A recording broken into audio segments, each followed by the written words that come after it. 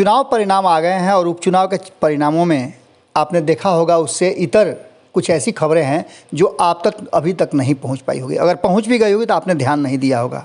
कहीं ना कहीं कांग्रेस, भले ही आपको लग रहा हो कि बुरी तरह से परास्त हो गई है, लेकिन कांग्रेस ने क्लीन स्वीप कर दिया है इस उपचुनाव में। और वो भी क्लीन स्वीप वो अपने सबसे प्रबल प्रतिद्वंदी भारतीय जनता पार्टी को कर दिया है। जैसा कि आप सभी जानते हैं कि बिहार के साथ साथ अन्य राज्यों में भी उपचुनाव हो रहे थे और कांग्रेस बड़ी मजबूती के साथ चुनाव लड़ रही थी। इस बार बिहार में भी लालू प्रसाद के चंगुल से आज़ाद होकर के कांग्रेस ने अपने लिए एक अलग ज़मीन तैयार की।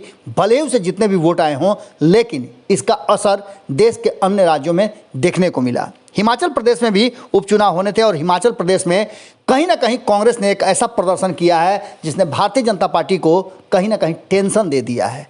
बिहार में बीजेपी के सहयोगी जेडीयू ने दरभंगा में जहां कुशेश्वर स्थान उपचुनाव में फतह हासिल किया, तारापुर में उन्होंने फतह हासिल किया और इसमें भारतीय जनता पार्टी का कहना है भारतीय जनता पार्टी जश्न मना रही है। वहीं आपको बता दें कि बिहार में एक तरफ जहां फेल गुड हो रहा है, वहीं देश के अन्य क्षेत्रों में हुए उपचुनाव में कहीं ना कहीं बड़ा झटका लगा है बीजेपी को। और हिमाचल में तो कांग्रेस ने पूरी तरह से सुपड़ा ही साफ कर दिया है भारतीय जनता पार्टी का। हिमाचल में कांग्रेस ने जिस तरह से अपना प्रदर्शन किया है, उसे देख करके लग रहा है कि कांग्रेस अपने नए दौर के तरफ बढ़ना शुरू कर चुकी है। आपको बता दें कि कांग्रेस ने हिमाचल के मंडी लोकसभा सीट पर जीत दर्ज करके पूरी तरह से क्लीन स्वीप कर दिया है।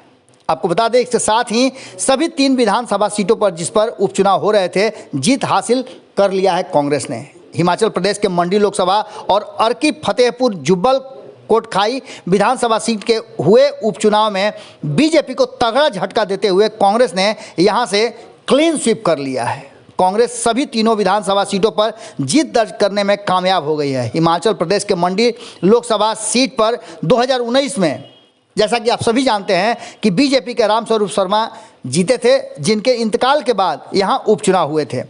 यहाँ तक कि वीरभद्र सिंह, जो उपचुनाव में कांग्रेस के पूर्व सीएम वीरभद्र सिंह की पत्नी प्रतिभा सिंह को मैदान में उतारा गया था, इस पूरे चुनाव में कहीं ना कहीं भारतीय जनता पार्टी को कांग्रेस ने अपनी एक बार फिर से पुरानी याद दिला दी है, जो कांग्रेस कभी लोगों के जहन में, दिल में हुआ करती थी।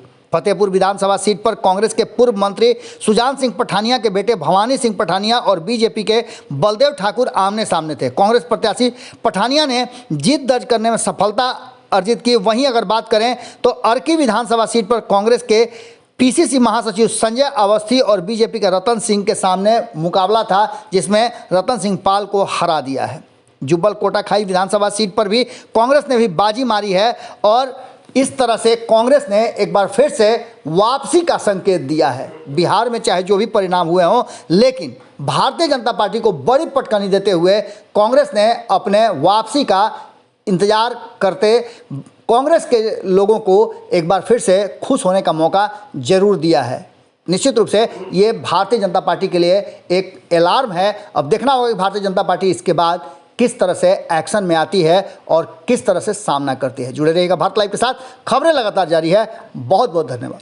अगर ये वीडियो पसंद आई और वह बिहार के राजनीति और बिहारियत से सरोकार रखेनी तो सब्सक्राइब बटन दबा के चैनल के सब्सक्राइब कर ली। ओजे एगो घंटी बा, ओकरा बटन दबा देला से कुल सटीक और मारक खबर रुआ मुफ्त में मिल जाई। अगर रुआ पत्रकारिता के हमनी के नया प्रयोग में सहयोग कर चाहतानी तो ज्वाइन बटन दबा दी। पेटीएम नंबर नोट कर ली 9386816700। धन्यवाद।